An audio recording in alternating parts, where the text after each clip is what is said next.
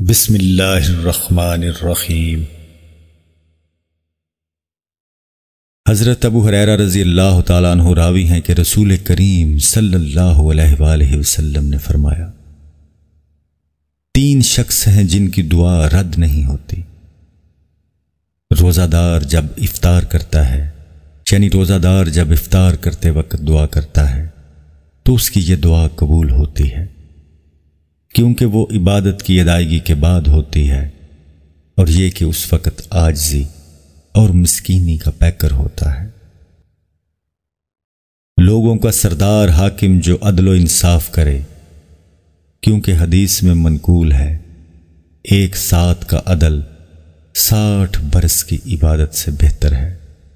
اس لیے اس فضیلت و شرف کی وجہ سے عادل سردار و حاکم کی دعا قبول ہوتی ہے۔ مظلوم کی دعا، جب مظلوم دعا کرتا ہے تو اللہ تعالیٰ اس کی دعا کو بادلوں کے اوپر اٹھاتا ہے، اور اس دعا کے لیے آسمان کے دروازے کھول دیے جاتے ہیں، اور پروردگار فرماتا ہے کہ قسم ہے مجھے اپنی عزت کی، میں تیری مدد ضرور کروں گا، اگرچہ وہ کچھ مدت بعد ہی ہو، یعنی تیرا حق ضائع نہیں کروں گا اور تیری دعا کو رد نہیں کروں گا اگر مدت دراز گزر جائے۔ مظلوم کی دعا کو بادلوں کے اوپر اٹھانا اور اس کے لیے آسمانوں کے دروازوں کا کھلنا دراصل کنایا ہے اس بات سے کہ مظلوم کی دعا اوپر پہنچتی ہے اور جلد قبول ہوتی ہے۔